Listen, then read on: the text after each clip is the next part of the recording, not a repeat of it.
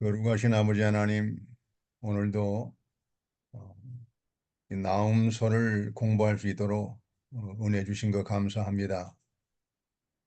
Ариун бурхан минь өнөөдөр ч гэсэн бид нар Нахум намаас суралцах боломж өгсөнд баярлалаа.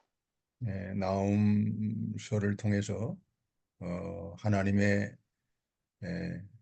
심판, 하나님의 심판이 참으로 반드시 이루어진다는 이 역사적인 사실을 우리가 잘 깨닫게 해주시옵소서.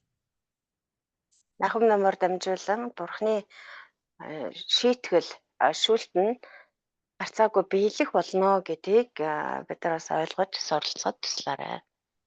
하나님을 경외하고 하나님의 말씀을 잘 순종해서 우리가 믿는 일을 하나님의 일을 잘 할 수 있도록 도와주시옵소서. Бурханаас имиж бурхны үнний үгийг сайтар ухаж ойлгоод итгэлийн амьдралаар тууштай амьдрахад минь та туслаарай. 예수님의 이름으로 기도드리옵나이다. 예수스의 нэрээр сэлбэнгуйч байна. 아멘. 아멘. 자, 오늘은 나훔서 2장을 공부합니다. 나훔 2장. За өнөөдөр болохоор Нахум 2-р бүлгээс үзсэн. 나훔 2장은 니느웨의 멸망에 대해서 기록하고 있습니다. Энэ 2-р бүлэг болохоор Ниневегийн сүрлийн тухай өгүүлж байгаа. 그 니느웨가 앞으로 어떻게 멸망하는지 그 멸망하는 그 광경을 이렇게 잘 드러나고 있습니다. Ниневе хот яаж сүрэх тухай тэр сүрлийн одоо сүрэл хэрхэн явагдах тухай тэр одоо дүр төрхийг маш тодорхой илэрхийлж бичсэн бүлэг байгаа. 나홈 2장의 대지 말씀드리겠습니다. За хуваагдал хэсгүүдийг хэлж өгье. 첫 번째 대지. Нэгдүгээрх нь 니느웨를 침략한 군대의 모습. Ниневег довтлох цэргүүдийн дүр төрх. 그 군대의 그 광경 혹은 그 군대의 그 침략자들의 그 모습을 기록하고 있습니다. Ниневе рүү довтолж тэр хотыг одоо сүйтгэх тэр цэрэг дайчдын дүр төрх нь ямар байсан бэ гэдэг тухай өгүүлж байгаа эсгүй. 1절로 7절입니다. 1-ээс 7 дугаар ишлэл. 두 번째 대지. 2 дугаар хэсэг нь 니느웨 사람들은 도망하고 재물은 노략을 당함. Ниневечүүд зүхтаж эд хөрөнгө нь олзлогдох тухай. 8절로 10절입니다. 8-аас 10. 니느웨 사람들은 도망하고 재물은 노략을 당함. Ниневечүүдийн одоо Ниневегийн оршин суугчид өөрсдөө олгоор зүхтаа харин тэдний эд юмс нь олзлогдно гэдэг тухай өгүүлж байгаа эсгүй. 세 번째 대지. За 3 дахь хэсэг нь 니느웨 성의 강한 자들을 여호와께서 멸하심. Ниневегийн хүчтнүүдийг бурхан устгана. 니느웨 성의 교만하고 강한 자들을 하나님께서 다 멸하십니다.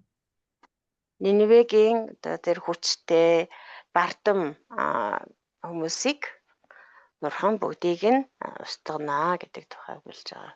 11절에서 13절입니다. 11-ээс 13 дахь ишлэл. 자, 그러면 1절을 읽어주세요. 1절. За тийм микрофонуудаа хаагаарай. Дуун орж ирээд шүү.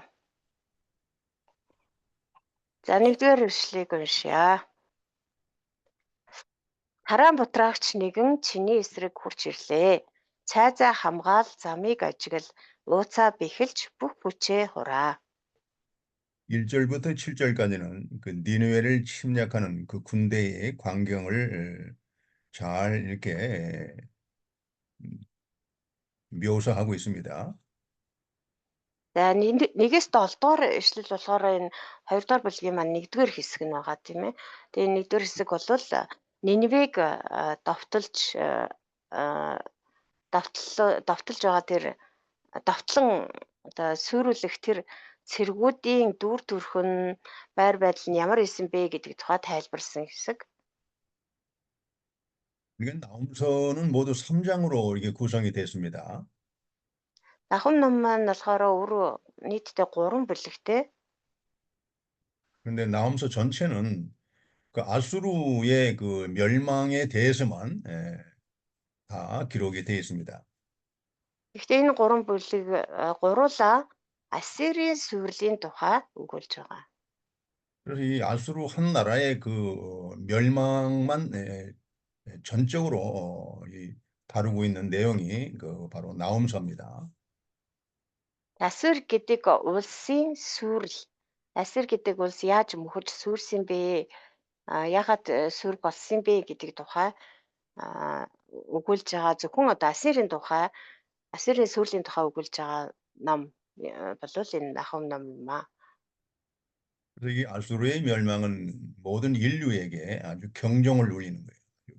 하나님의 심판에 대한 경고를 이렇게 울리고 있는 Нэг 아주 ясандаа 중요한 책입니다. Нахум ном маань болохоор Ассирийн одоо сүрлээр дамжуулан бүх ард түмэнд одоо сэрэмжлүүлэг дохио болж байгаа ном гэж хэлж болох юм аа. 예, 여기 오늘 1절, 2장 1절에 파괴하는 자가 너를 치러 올라왔나니 이 기록되어 있습니다. За сая уншсан 1-р ишлэл дээр болохоор тараан бутраагч нэгэн чиний эсрэг хурч ирлээ гэсэн байна. 자, 이것은 하나님의 명령으로 말미암아 이렇게 바벨론 왕이 아수르를 이렇게 침략하러 올라왔다는 것입니다. За энэ болохоор одоо бурхны тушаалаар зорилгаар Бабилоны хаан Ассирийн эсрэг одоо довтолсон тухай өгүүлж байгаа. 여기 파괴하는 자는 바로 바벨론 왕을 가리킵니다. Энд гарч байгаа тараан бутраагч нэгэн гэдэг нь болохоор Бабилоны хааныг хэлж байгаа хэрэг. 바벨론 왕 느부갓네살, 이 바벨론 왕 느부갓네살의 부친 나보폴라살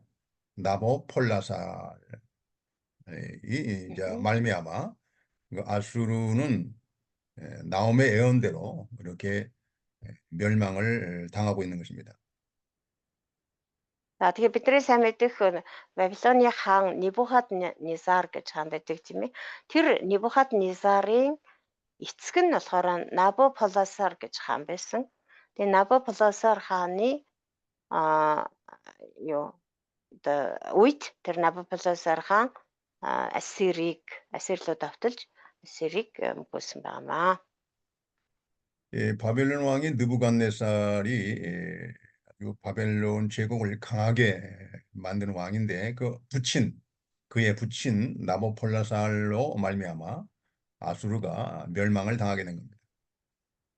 Бидний сайн мэдэх Небухаднезар хаан болохоор одоо Даниэлийн ном дээр гардаг тийм ээ. Тэр Небухаднезар хаан болохоор Вавилоны эзэнт гүрнийг одоо хүчрхэг эзэнт гүрэн болгосон, хүчрхэгжүүлсэн хаан нь харин энэ Ассирийг мөхөсөн хаан болохоор тэр Небухаднезар хааны эцэг Набополосар гэдэг хаан байгаа. Тэр Набополосар Ассир руу довтолж Ассирийг мөхөсөн байна. 그래서 아수르는 BC 610여 년 역사적으로 멸망을 당했습니다. За тэгээд түүхээс харах юм бол манай эртний өмнөх 612 онд Ассир мөхсөн байгаа.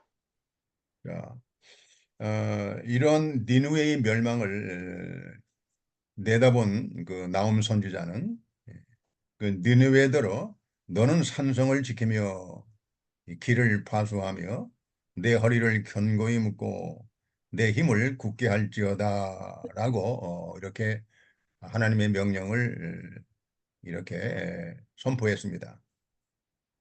Ингээд Ассирийн тэр мөхлийг урьдчилж харсан Нахум иш үзүүлэгч маань Ассир буюу одоо Ниневечүүдэд хандаж юу гэж хэлсэн байна вэ гэхээр нэгдүгээр эшлэлийн төгсөлд нь тийм ээ цайзаа хамгаал замыг ажигл ууцаа бэхэлж бүх хүчээ хураа гэж хэлсэн байна.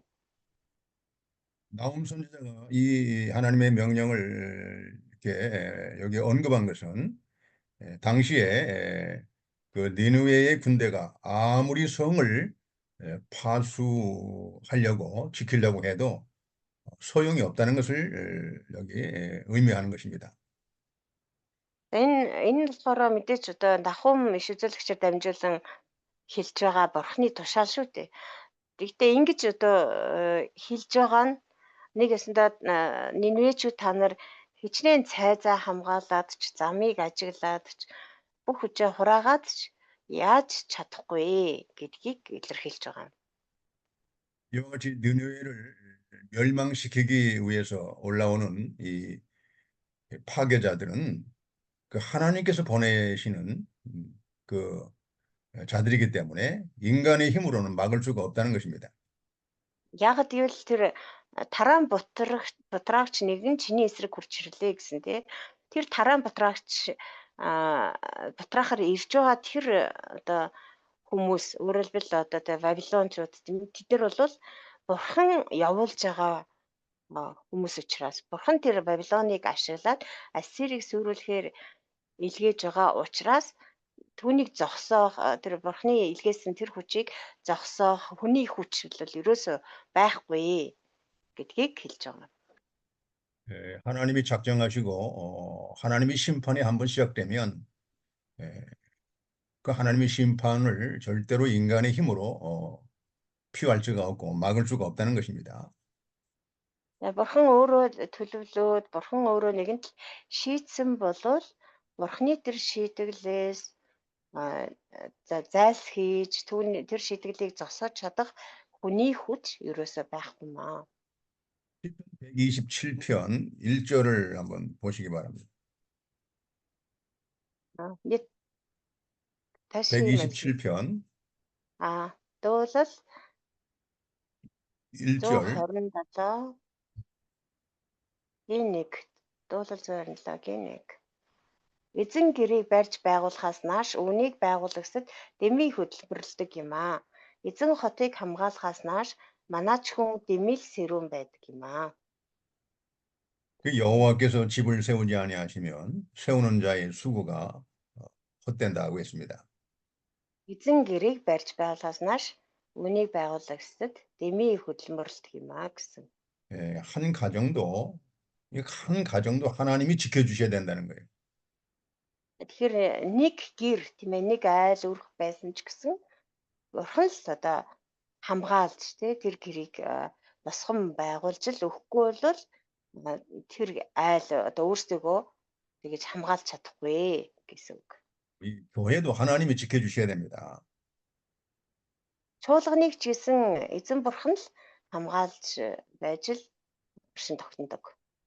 우리가 하나님께 이렇게 도우심을 구해서 우리 가정을 잘 세워나가고 교회도 잘 세워나갈 수 있도록 하나님의 도우심을 우리가 날마다 구해야 됩니다. Тэгэхээр бид нөр өдөр бүр бурханаас тусламжийг нь гуйн залбирч гэр бүлээ ч гэсэн чуулганаач гэсэн даатгаж гэр бүлийг маань чуулганы маань хамгаалж өгөөч хэмээн тусламж өгөх хэрэгтэй. 어디든지 죄가 있으면 하나님은 반드시 징계를 하십니다.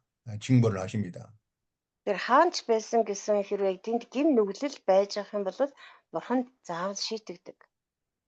그래서 우리가 하나님의 도우심을 받고 세우심을 받으려면 우리가 죄에서 떠나야 됩니다. Тэрээ бид нар бурханаар хамгаалуулъя, бурханаар босгон байгуулъя гэж бодож байгаа бол гим нүглээс хол байх хэрэгтэй. 그리고 여호와께서 성을 지키지 아니하시면 파수꾼의 깨어 있음도 헛되다고 했습니다. Аман дуулал 127 дээр эзэн хотыг хамгаалахаас нааш манаач хүн дэмэл сэрүүн байдаг юм аа. 우리가 이 하나님의 말씀을 가지고 우리가 생각해 볼 때 아수르 니느웨의 그 심판은 하나님이 작정하시고 하나님이 예정하신 것입니다. Тэгэхээр эндээс харахад энэ Ниневегийн одоо энэ шийтгэл тийм ээ суурил мөхөл нь бол ялцчгүй бурхнаас ирсэн бурхан өөрөө шийдсэн төлөвлөсөн зүйл гэдэг нь тодорхой байна. Яаж ч хамгаалаад манай чинь яаж ч сэрүүн байгаад манаж цагдаад ч гэсэн түүнийг зогсоож чадахгүй гэсэн үг. 그래서 나홈은 앞으로 하나님의 심판으로 멸망을 당하는 그 아수르에게 너희들의 군대 힘으로 한번 지켜봐라. 지킬 수 없다는 것입니다. Тэгээд Нахум одоо бурхны зайрлагаар бурхны тушаалаар энэ ирж байгаа энэ сүрэл мөхлөөс Ниневечүүд та нар өөрсдийнхөө одоо хүчээр өөрсдийнхөө тэр зэр зэвсэг цэргийн хүчээр хамгаалах гээд үзээ. Тэгсэн ч гэсэн та нар одоо зогсоож хамгаалж чадахгүй гэдгийг хэлж байна. 본문 나홈 2장 자 2절을 읽어주시기 바랍니다. За хоёрдугаар ишлэгийг уншъя. Учир нь сүйтгэгчид тэднийг сүйтгэсэн ч усан үзмийн модных нь мөчрүүдийг хугалсан ч эзэн Яаковын сүр хүчийг Израилийн сүр хүчийг бас сэргэх болно.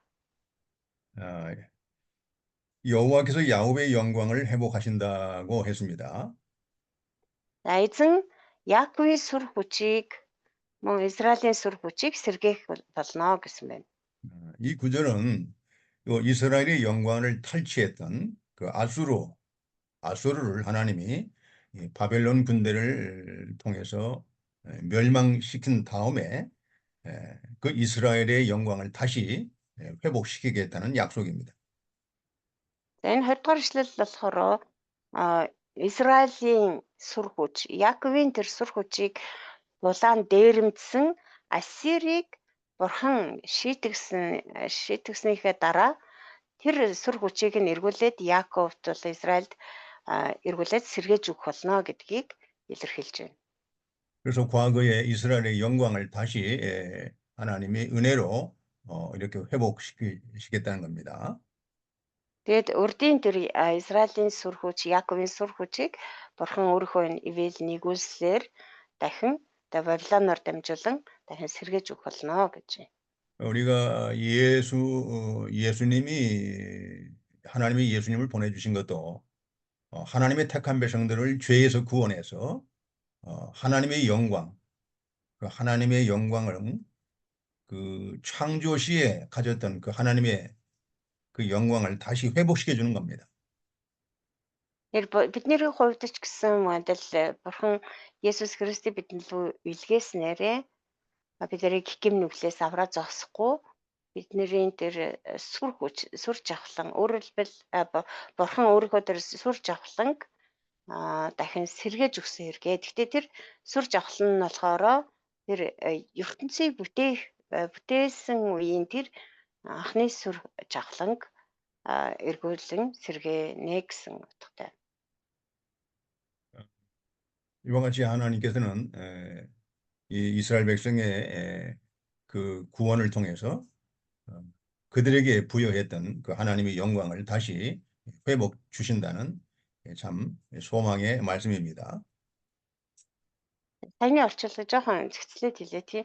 Бурхан биднийг одоо Есүс Христээр дамжуулан гим нүлээс аварснараа биднэрт байсан тэр анх бурхан бүтээж өгөх үед хүний бүтээх үед бурхан тэр сүр хүчийг өгсөн тийм ээ.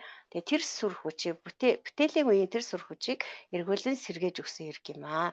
Тэр яг түүнтэй адилхан бурхан Израилийн тэр эртний тэр сүр хүчийг нь ч гэсэн энэхүү Ниневег сүрүүлснээрээ буцааж сэргээж өгөх болно гэж байна. 본장의 그 1절 말씀은 악한 자들에 대해서는 하나님이 반드시 심판한다는 그 하나님의 섭리를 우리한테 깨닫게 해주시는 겁니다. 다시 말씀해 주세요. 앞부분이 안 들렸어요. 1절 네. 본문의 본 2장의 1절 말씀은 음. 하나님이 이렇게 하나님을 대적하는 악한 자들은 반드시 하나님이 심판하신다는 그 섭리를 보여주시는 것이거든요.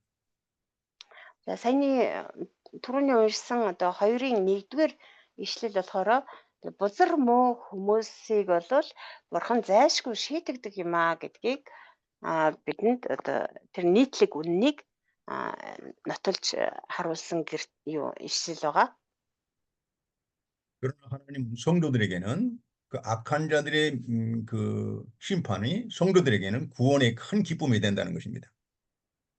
Гэхдээ бузар муу хүмүүсийн тэр суурил тийм ээ шийтгэл нь бол итгэгч хүмүүс, ариун хүмүүсийн хувьд бол авралын баяр хөөр болдгийм аа.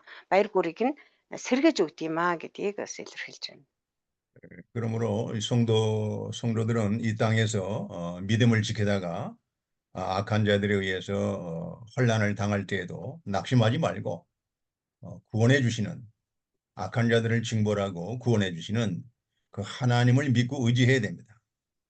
Тиймээс итгэгчид бол энэ дэлхий дээр амьдарч байх хугацаанд хичнээн их зовлон, зүдгүүр, бэрхшээл, асуудал тулгарч байсан ч гэсэн сэтгэлээр унаж гутралгүйгээр бурхан тэр бузар муу хүмүүсийг заавал шийтгэлснээрээ бидэнд сэргэлтийг өгөх болно, бидрийг аврах болно гэсэн итгэл найдвартай амьдрах хэрэгтэй.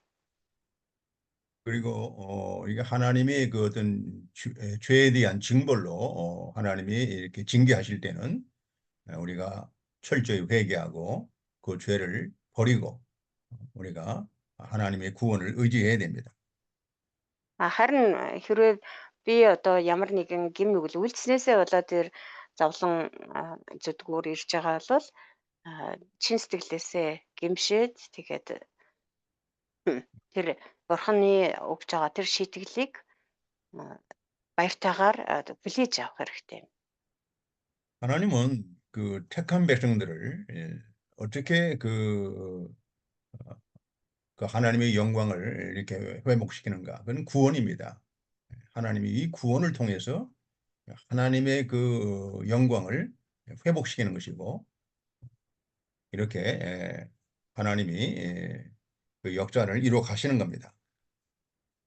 Тэгвэл бурхан өөрийнхөө тэр сонгосон хүмүүсийг сонгосон ард түмний тэр сүр хүчийг тэр ард түмний дунд өөрийнхөө сүр хүчийг яаж сэргээдэг юм бэ гэхээр авралаар дамжуулж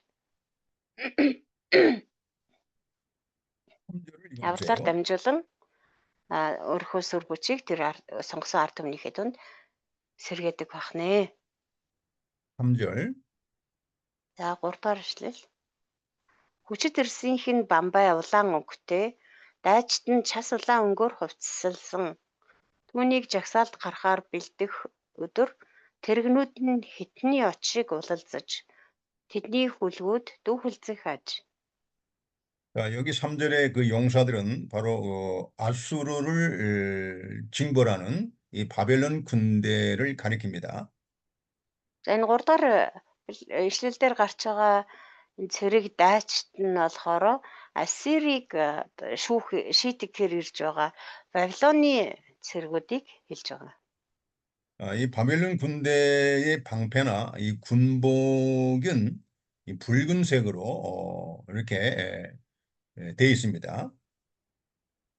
Бабилоны цэрэг ирсэн бамбай болон хувцас нь болохоор улаан өнгөтэй байсан гэж байна. 이것은 하나님의 심판을 상징하는 빛깔입니다. За улаан өнгө бол бурхны тэр шийтгэлийг бэлэгдсэн мөнгө юм аа.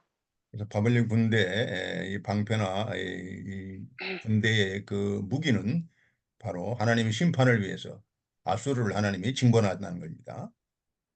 За тэгэхээр Бабилоны цэргүүдийн тэр бамбай болон хувцсны улаан өнгө нь тэр Ассирийг шийтгэж байгаа бурхны шийтгэлийг илэрхийлж байгаа хнэ. 이 바벨론 군대의 그 아주 강인하고 또 그 위험, 바벨론 군대의 그 위험, 아주 그 강인하고 참 그 힘이 그 강하다는 것을 보여주는 그 표현이 여기 또 나옵니다. За тэгээд одоо Вавилоны цэргүүд хэр хүчтэй бас ямар одоо айж сүрдмээр тийм сүр хүчтэй байсан бэ гэдгийг нь энд бас ингэж илэрхийлсэн байна. 자, 그 바벨론 군대가 이 쳐들어올 때, 그 침략을 할 때, 군대가 질서정연하게 항호를 벌인다고 했습니다. За тэгээд яаж илэрхийлсэн бэ гэхээр тэднийг жагсаалт гарахаар бэлтгэх өдөр тэрэгнүүд нь хитний очиг бололцож хөвлгүүд нь дүүхэл захиажээ гэж. За бид нэр одоо юу дайрч довтлохдоо тийм ээ одоо жагсаалаар маш тийм одоо эмх цэгцтэйгээр харваас сүрдмээр гэж одоо бэлтгэж гарч ирдэг байна. Дайрч довтолдог байна. 병거의 쇠가 번쩍이고 노송나무 창이 요동한다는 이런 바벨론 군대의 그 위험한 그 위험의 그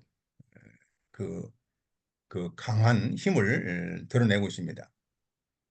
Хитний тэрэгнүүд нь хитний оч шиг булалцаж хөлгүүд нь дүүхэлзэж байсан гэдэг нь л ороо дээр тэдний цэргийн дээр сүр хүчтэй сүр жавхаа бас тэгээд одоо ямар аимшигтай хүчрхэг байсан бэ гэдгийг нь одоо илэрхийлж байгаа хэрэг. 자, 4절을 한번 읽어보세요. За дөрөвдүгээр ишлэл. Тэрэгнүүд нь гудамжнуудаар галзууран уралдаж тэд талбайнуудаар зэрлэгээр давхилтана. Тэдний дүр төрх нь бамбар мэт тэд цахилах гэлбаанууд мэт цааш нааш цахилж байлаа. 이 4절 말씀도 바벨론 군대의 병거가 얼마나 강하고 빨라서 니느웨 사람들이 감히 대항할 수 없다는 것을 여기에 기록하고 있습니다. Энэ дөрөвдүгээр ишлэлч гэсэн мөн адилхан Нинвечүүд яаж ч эсэргүүцээд тогтоон барьж дийлхээргүй, зогсоож дийлхээргүй тийм одоо аюултай, тэ хүчтэй, тийм тэрэгт цэргүүдтэй байсан Вавилончууд. Тэгээ тэр нь бол одоо ямар хүчтэй, хурдан, тэгээд аимшигтай байсан бэ гэдгийг харуулж байна. 아수르 군대가 과거에 이렇게 바벨론처럼 아주 강한 군대가 되어서 많은 나라를 침략을 했습니다.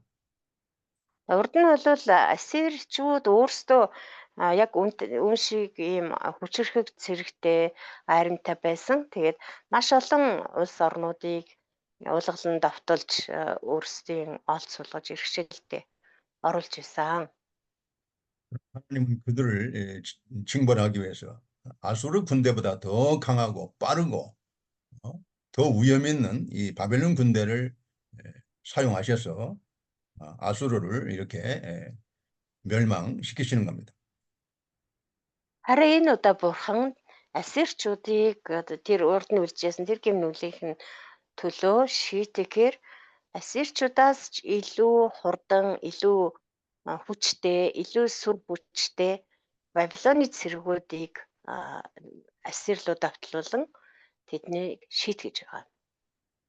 이것은 하나님의 권능과 그 능력 앞에 세상의 이런 인간의 힘과 그 어떤 군대의 하나님의 능력 앞에 아무것도 할 수 없다는 것입니다. Энэ нь юу илэрхийлж байгаа гэвэл бурханы тэр шийтгэл, бурханы тэр хүч чадал, сүр хүчний өмнө одоо хүн тийм ээ энэ дэлхийн ямар ч улс орны тэр цэрэг айрам хичнээн хүчтэй мундаг байгаад ч гэсэн бурхны хүчийг бол барахгүй маа, дийлэхгүй маа гэдгийг илэрхийлж байна. 하나님은 빠르다고 자랑하는 사람을 더 빠른 사람을 통해서 하나님은 징벌합니다. Яг л бурхан өөрийгөө одоо би хамгийн хурдан гэж ингэж бардамнадаг хүний эсрэг бурханд тэрнээс ч илүү хурдан хүнээр шийдэгдэг. 강하다는 사람을 징벌하는데 더 강한 사람을 통해서 그들을 징벌합니다. Хэрвээ өөрийгөө хүчтэн би хамгийн хүчтэй гэж бардамнадаг хүн байх юм бол бурхан тэр хүнээс илүү хүчтэй хүнээр дамжуулан тэр хүнийг шийтгэдэг. 사람이 강하고 빠르다는 것은 하나님 앞에서는 헛되다는 것입니다. Тэгэхээр ямар ч одоо хүчтэй хүн байсан, ямар ч хурдан хүн байлаа ч гэсэн тийм ээ бурхны өмнө нь бол ерөөсөө хинч биш юм аа. Бурхны өмнө нь бол тэгж бардамнаж болохгүй гэсэн үг. 자, 그다음에 5절 한번 읽어보세요. За 5 дахь эшлэл уншъя. Тэр жанждаа сандаг тэд алхаан дундаа бүдэрч хан хэрэм рүү нь яарцгаан бүслэлтийн хаалт босгоно. 5절에 그가 그의 존귀한 자들을 생각해내니 했는데 이 그가는 누구냐? 바로 아수르 왕을 말합니다. 아수르 왕 그가. За тэр жанждаа сандгаа гэж байна тийм ээ. Энд гарч байгаа энэ тэр гэдэг нь болохоор Ассирийн хааныг хэлж байна. 아수르 왕이 바벨론이 침략을 할 때 자기의 용감한 군대들을 이렇게 동원시킨다는 것입니다. За тэгээ Бабилоны цэрэг одоо Нинве рүү давтлаад дайраад ирмэгц одоо Ассирийн хаан болохоор яалтчгүй одоо нөө өөрсдийнхөө тий цэргийн жанждыг санаад одоо дуудаж цуглуулдаг гэсэн. 여기 그의 존귀한 자들은 바로 아수르 왕이 이렇게 자랑스러워하는 그 용감한 군대들을 말합니다. За тэр жанжид гэдэг нь болохоор мэдээж Ассирийн хааны тийм ээ тааллыг олсон хүндлэлийг хүлээсэн тэр зоригт дайчин жанжнуудыг хэлж байгаа. 아수르 왕이 자랑하던 그 용감한 자기의 군대도 바벨론 군대를 막을 수가 없다는 것입니다. Тэр хааныхаа хүндлэлийг хүлээсэн хаанда хүлийн зөвшөөрөгдсөн тэр зоригт дайчид жанжиннууд нь ч гэсэн тэр Бабилоны цэргийн дайралтыг зогсоож чадахгүй. 왜냐하면 하나님은 더 강하고 더 빠르고 더 어떤 용감한 그런 바벨론 군대를 사용하시기 때문에 그렇습니다. Яагаад гэвэл бурхан Ассирийн цэрэг дайчид жанжтаас ч илүү хурдан илүү зоригтой илүү хүчрхэг Бабилоны цэргийг бурхан ашиглаж байгаа учраас. 그리고 전쟁의 승패는 어떤 군대나 어떤 무기에만 달려 있는 게 아닙니다. Тэгээд бас тэр дайны одоо ялагдал гэдэг зүйл бол тэр цэргийн хүч чадал тоонд байдаг юм бишээ. Зэр зэвсгийн хүчинд байдаг юм бишээ. байдаггүй. 그것은 하나님이 결정하시는 것입니다. ялагдлыг бол бурхан л шийддэг.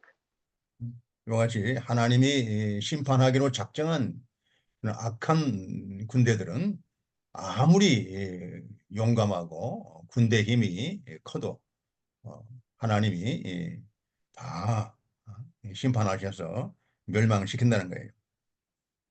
Тийм болохоор бурхан нэгэн л шийтгэнэ гэд шийдчихсэн л бол тэр бозар муу талын цэрэг айрам нь хичнээн одоо хүчрхэг хичнээн зоригтой байлаа ч гэсэн бурхны илгээсэн тэр дайснуудыг бурхны илгээсэн тэр цэргийг бол дийлж ялж чадахгүй.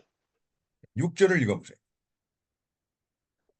За 6 дахь эшлэл гол усны гулдан хаалганууд нээгдэж ордон сүрчээ.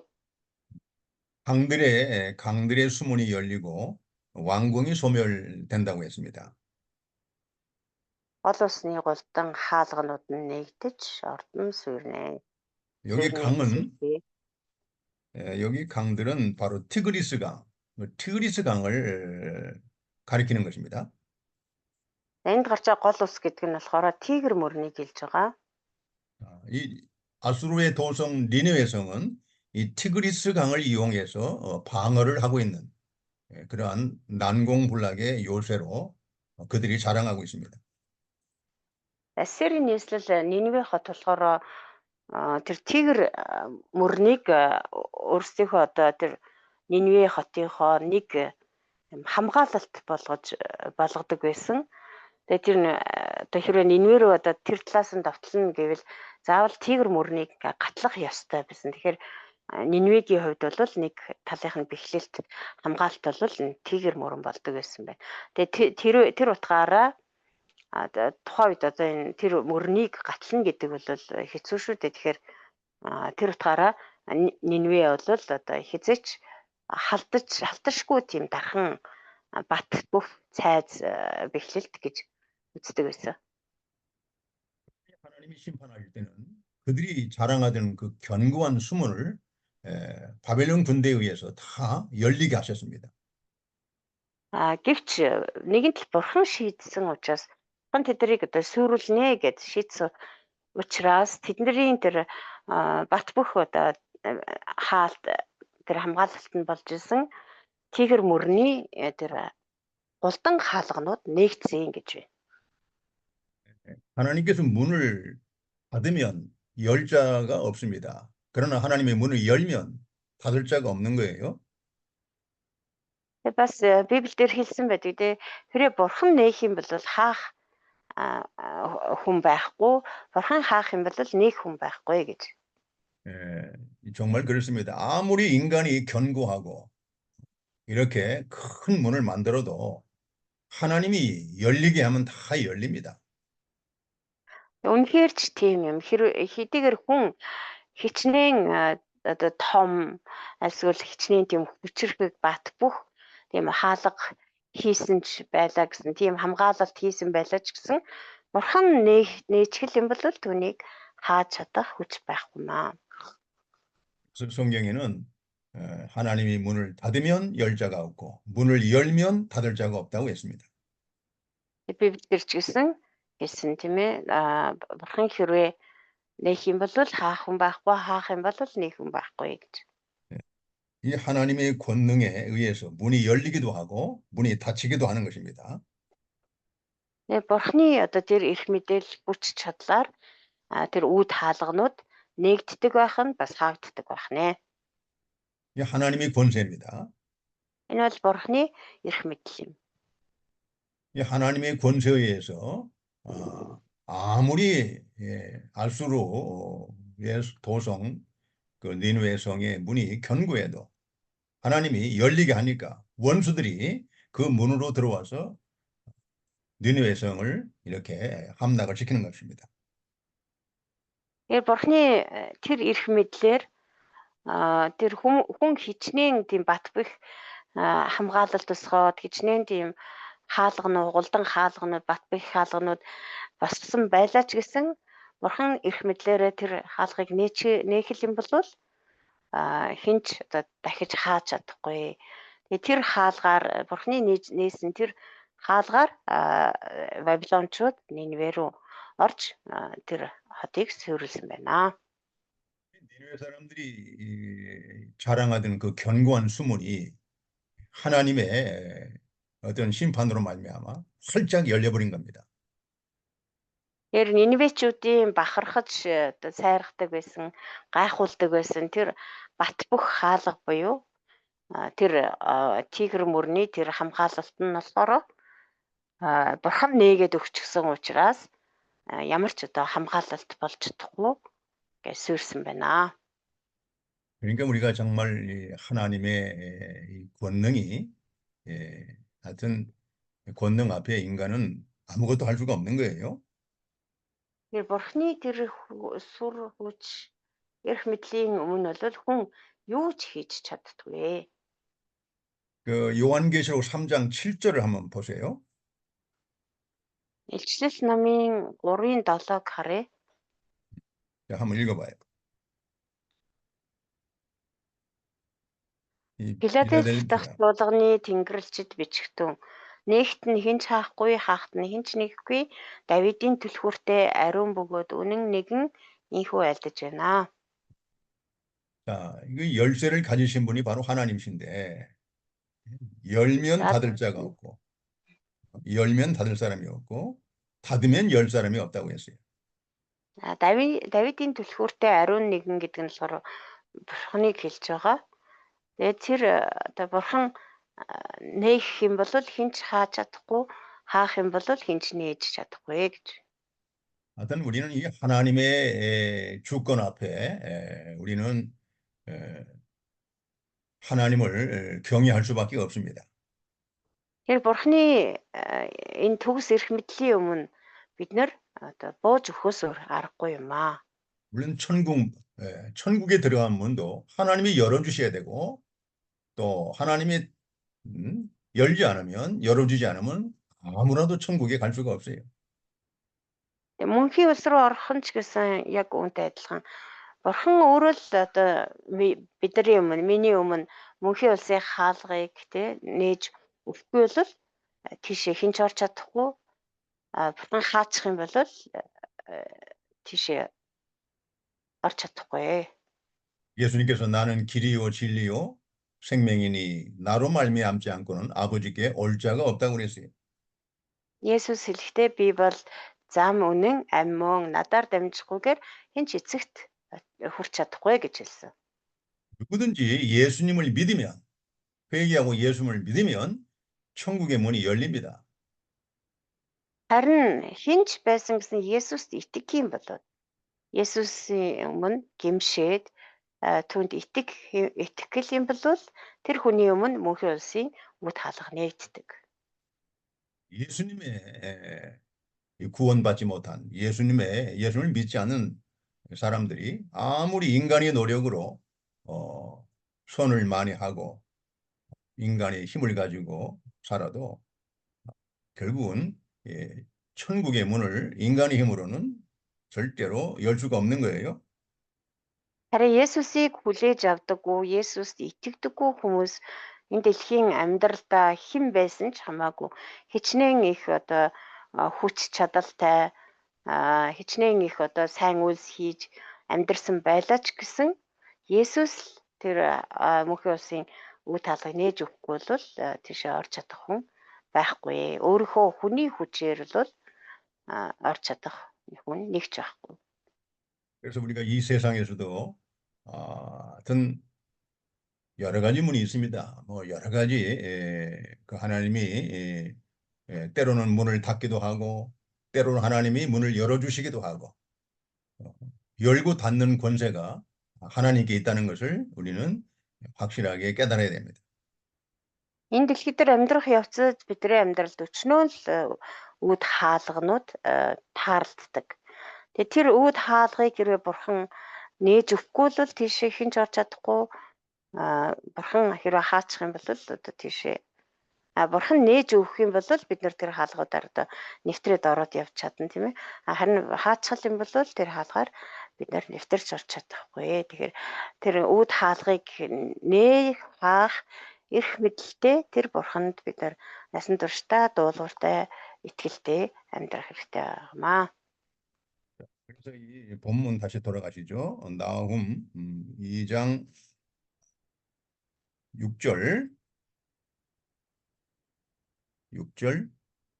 자, 강들의 수문이 열리고 왕궁이 소멸되며 했습니다. Эргээд Нахум 2-ын 6 дээр очие. Гол усны гулдан хаалганууд нэгдэж ордон сүрчээ гэсэн байна. 그 왕궁이 소멸된다는 것은 그 니느웨 성의 수문이 열리면서 바벨론 군대가 들어와서 그 왕궁에 살던 사람들을 다 어떻게 해요? 흩어지게 한다는 겁니다. Ордон сүрчээ гэдэг нь мэдээж одоо тэр тигэр мөрөн дээр байгуулсан тэр хаалт одоо задарч тийм ээ бурхан нээж өгсөн учраас тэгээд тэрүүгээр одоо Бабилоны цэргүүд орж ирээд ордон Нинвегийн тэр ордон юу гэдгийг тэнд амьдрахсыг бүгдийг сүрүүлнэ тарааж хаянаа гэсэн үг. 우리는 이 사람의 그 힘, 이 세상의 강한 힘이나 세상의 어떤 예, 아주 강한 어떤 권세를 의지하는 것보다는 정말 하나님 권세, 하나님의 권세를 믿고 의지해서 우리가 이 승리적으로 믿는 일을 해야 됩니다. Бид нар одоо энэ дэлхий дээр амьдарч байхдаа тий ордон сүрнэ гэдэг чинь одоо тэр эрх мэдэл сүрнэ л гэсэн үг шүү дээ. Тэгээд эрх мэдэл хүч чадал одоо байхгүй болно л гэсэн үг тий. Энэ дэлхий дээр амьдарч байхдаа бид нэр ингэж өөрсдийнхөө одоо бий болгосон өөртөө байгаа тэр хүч чадал эрх мэдэлд дулдуудж найдаж амьдрснаас Бурхны эрх мэдэл сүр хүчинд найдаж тэгээд эцэстээ бурханд найдсан юм чинь мэдээж ялалтын амьдралаа амьдрнаа гэсэн. Тэгэхээр бид нэр бурханд найдан итгэж ялдаг тийм амьдралаар амьдрах хэрэгтэй юм аа. Өөрсдийнхөө хүч эрх мэдэлд найдах биш. 7절을 또 읽어보세요. 7-р ишлэл. Бүх юм шийдэгдэжээ, түүнийг нүцгэлж авч чадсан ажээ. Түүний шивгчингүүд цээжээ дэлдэж тагтаа дуугарах мэт ёолноо. 네, 이 7절은 그 니느웨 성에 그 견고한 수물이 열려서 바벨론 군대가 이렇게 공격을 해서 왕궁이 소멸될 때에 왕궁이 멸망을 받을 때에 그 아수르의 그 왕후가 이 벌거벗은 몸으로 끌려간다는 것을 기록하고 있습니다. 왕후가 아수르 왕후. 왕 아수르 왕의 그 부인. 왕비. 왕후. 왕이 아니라 왕후를 여기는 왕비라고 해도 되고요. 이거 뭐 왕후나 왕비나 같은 뜻입니다. 근데 그를 벌거벗게 하고 데리고 갔다. 그렇게 했는데 그라는 거는 왕후라는 그렇지, 뜻이 왕후. 하는 거예요? 예. За тэгээд энэ нөгөө юу лээ нөгөө гол усны гулдан хаалганууд нэгдээд тэгээд Вавилоны цэргүүд орж ирээд тэр ордонг сүрүүлж байгаа тийм ээ. Тэгээд түүнийг нүцгэлж авч чадсан ажээ гэдэг нь тэр түүнийг гэдэг нь болохоор тэр хатныг нь хэлж байгаа гинэ. Одоо Нинвегийн хааны хатан. 여기 7절에 보면 정한 대로가 나옵니다. 그 몽골어는 번역 어떻게 되세요? 모든 것이 이렇게 결정됐다. 그렇죠. 이게 누가 결정한 거예요? 하나님이. 하나님이 미리 이렇게 작정하시고 결정하신 겁니다.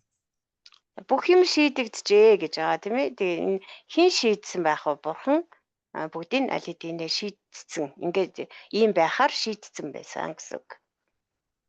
나홈 시대의 그 유대인들은 이와 같이 아수르 그 강대국, 최강대국 아수르가 이렇게 비참하게 멸망을 당한다는 예언을 당시는 믿지를 않았습니다. Нахумын үед амьдарч ирсэн юдэчүүд болохоор одоо тэр сүрэл хараахан болоогүй байгаа шүү дээ. Нахум болохоор ингэж сүрэх болно гэж иш үзүүлж байгаа тий урдчилж. Тэгээд тэрийг одоо юдэчүүд ингэж сонсоод хойд бол Ассир бол маш хамгийн хүчрхэг эзэнт гүрэн хэвээр байсан. Тэгээд тэр хүчрхэг Ассир ингэтлээ одоо доорж тийм ээ ингэж сүрэх болно гэдэгт ерөөсөө итгэхгүй байсан.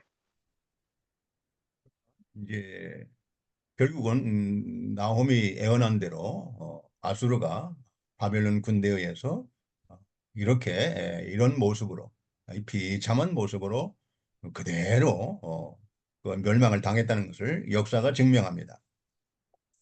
Гэвч үнэхээр энд Нахум иш үзүүлсэнтэй адилхан түүхийн явцад Ассир Бабилонд ингэж эмгэнэлтэйгээр өрөвдөлтөөр ингэж сүрч мөвсөн юм аа гэдгийг түүх нотолдгоо. 만약에 아수르 왕이라든가 아수르의 그 지도자들이 이 하나님의 말씀을 정말 이 두렵고 떨림으로 들었다면 이들이 회개했을 텐데 이런 하나님의 경고, 하나님 심판에 대한 경고를 이들이 믿지 않았습니다. 멸시한 거죠.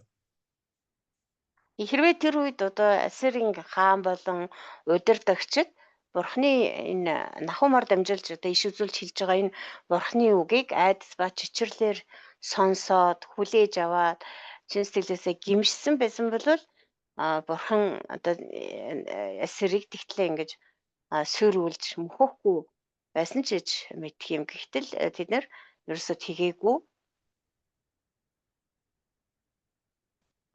하나님의 이 애언, 하나님의 명령대로 나홈이 애언한 대로 역사는 그대로 하나도 빠짐없이 그대로 다 이루어진 겁니다.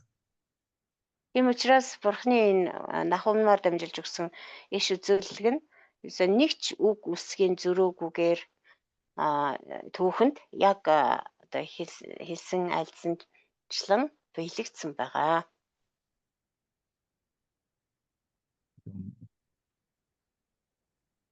자, 기도합니다. За хичээл доорой залбирая. 거룩하신 아버지 하나님, 이 시간에도 우리가 나홈서를 통해서 이 세상의 모든 주권자이신 하나님께서 하나님이 악을 행하는 자들은 심판하고 반드시 또 하나님의 주권적으로 이렇게 하나님의 심판과 구원을 확실하고 분명하게 성경에 기록을 했습니다. Бурхан ариун бурхан аав минь та энэ цагт ч гэсэн бидэнтэй хамт байж өгөөч. Тэгээд та болвол энэ дэлхийн бүхий л эрх мэдлийг захирагч төгс үчит төгс эрх мэдэлтэй нэгэн билээ. Тэгээд та өөрөө тэр төгс эрх мэдлээрээ буруутнуудыг бузар муу хүмүүсийг тэр бузар муутай нь хамт шийтгдэг өөрөө эрх мэдлийг хэрэгжүүлдэг бурхан юм аа. 하나님을 경외하고 그분의 말씀을 잘 순종해서 하나님의 택한 백성들을 죄와 사망에서 구원하는 일에 우리가 귀하게 쓰임받게 해 주시옵소서. Бурхан таны үгийг дуулууртайгаар дааж, Бурхан танаас эмээн таны сонгосон ард түмнийг гэм нүгэл ба үхлээс ангижруулах, аврах агуу үйл хэрэгтэй бид нарыг та ашиглаж өгөөрэй. 예수님의 이름으로 기도드립니다. 예수님 нэрээр залбирanгуйж байна. 아멘. 네. 자, 오늘 그 나홈 2장 7절 말씀을 다시 한번 우리가 보겠습니다. За Нахум 2-ын 7 дээр бид нар явж байгаа тийм ээ. 7절에 정한 대로는 이제 하나님의 작정한 대로 그 말씀이고요. 왕후라고 여기는 번역이 됐는데 원문에는 주어가 누군지 밝히지는 않고 있습니다. За 7 дугаар эшлэл дээр бүх юм шийдэгдэжээ гэж байгаа. Тэгэхээр энэ бол мэдээж Бурхан аль хэдийн бүгдийг ингээ шийдчихсэн байсан гэсэн. За түүний дараа түүнийг нүцгэлж авч чадсан ажээ гэсэн. Энэ түүнийг гэдэг нь одоо яг хэнийг хэлж байгаа вэ гэдэг нь тодорхой биш. Их бичиг дээрээ болол еврей хэл дээр бол харин одоо Солонгос Библиэлд орчуулга нь болохоор хааны хатныг нүцгэлж авч чадсан ажээ гэсэн орчуулгатай байгаа юм байна. 그래서 그가 누군지 두 가지 주체로 번역이 됐는데 왕후로 번역한 이유는 그 뒤에 나오는 그 모든 시녀들이 가슴을 치며 울었다는 것을 이걸 참고해서 왕후가 될 것이다 하고 이렇게 번역한 번역이 있습니다. За тэгэхээр түүник гэдэг үгэн дээр болохоор одоо энэ яг хэнийг хэлж байна гэдэг дээр ингээд янз бүрийн тайлбарууд байдаг. Тэгэхээр тэр хатан Хааны хатан гэж тайлбарлаж орчуулсан ямар шалтгаантай вэ гэхээр тэр дараа нь гарч байгаа тэр түүний шивгчэнгүүд цээжээ дэлдэж тагтаа дуурах мэт олно гэсэн байгаа. Тэгээд эндээс үзэхэд одоо шивгчин хүн гэдэг чинь голцоо одоо тэр хааны хатанд үйлчлдэг эмэгтэйчүүдийг ингээ хэлж байгаа гэдэг утгаараа одоо хааны хатан юм байна гэдгээр ингээд ойлгож орчуулсан, тайлбарласан байдаг юм байна. 그리고 그 모든 시녀들이 이렇게 나오는데 그 밑에 그 모든 시녀들이라고 했습니다. түүний шивгчэнгүүд гэсэн байгаа. 예. 여기서 그 모든 시녀를 직역하면 그걸 원문이 직역하면 그녀의 시녀들로 이렇게 직역이 됩니다. 그녀의 시녀들로. За тэгээ түүний шивгчэнгүүд гэдгийг тэр хэрвээ түүнийг гэдгийг хатан гэж үзэх юм бол тэгээ хатны шивгчэнгүүд болж байгаа тийм ээ. 그래서 그 주어가 그가 그녀로 나오기 때문에 여성 명사로 나옵니다. За тийм учраас одоо тэр утгаараа түүнийг одоо тэр гэдэг нь бол одоо эмэгтэй хүн өөрөөр хэлбэл одоо шивгчэнгүүд нь ингээд цээжээ дэлдэж байсан гэхэр ч одоо эрх мэдэлтэй хүнд үйлчилж исэн шивгчэнгүүд тэгэхээр хамгийн дээд эрх мэдэлтэй хүн гэвэл одоо хатан байж дарна гэд тэгээд энэ үднээс одоо хааны хатныг нүцгэлж авч чадсажээ гэдгээр орчуулсан тайлбар өгд юм 그녀의 байна. 시녀들이라고 했으니까 그녀를 왕으로 이렇게 번역한 것입니다. Тэгээд одоо түүний гэдгийг одоо англи мангал дээр чинь болохоор түүний гэхээр одоо нөгөө эрэгтэй бол his гэд эмэгтэй бол her гэд ингээд хувираа явчихдаг. Тэгэхээр одоо эмэгтэй хүнээр одоо her slave гэж одоо орчуулгатай байгаа юм шиг байна л да.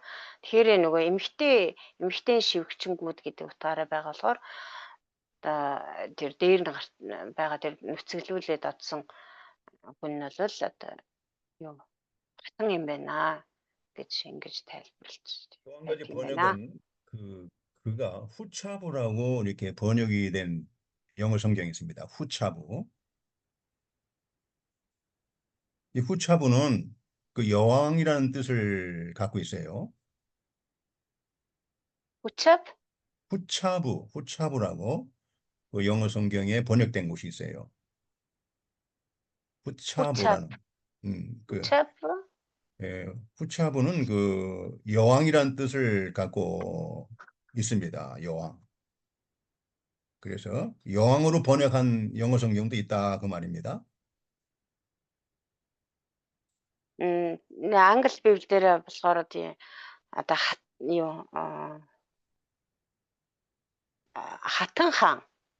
хатан хаан гэдгээр одоо орчуулсан тийм юу байдаг ах нь бас орчуулга байдаг ах нэ англи библийн. 그러면 хааны 이제 хатан биш хатан хаан тий одоо хаангүйгээр өөрөө тэр улсын хаан болчихсон хатан гэсэн хатан хааныг бас хэлж байгаа гэж орчуулсан юм байна. 그러나 우리는 왕후라고 이렇게 우리 이해를 해도 이 본문의 뜻을 우리가 잘 이해할 수 있습니다.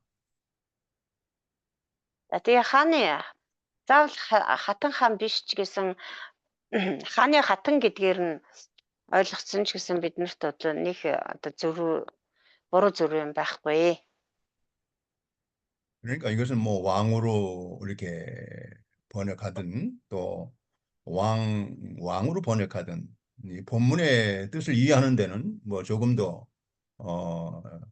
이렇게 오해가 없는 것입니다.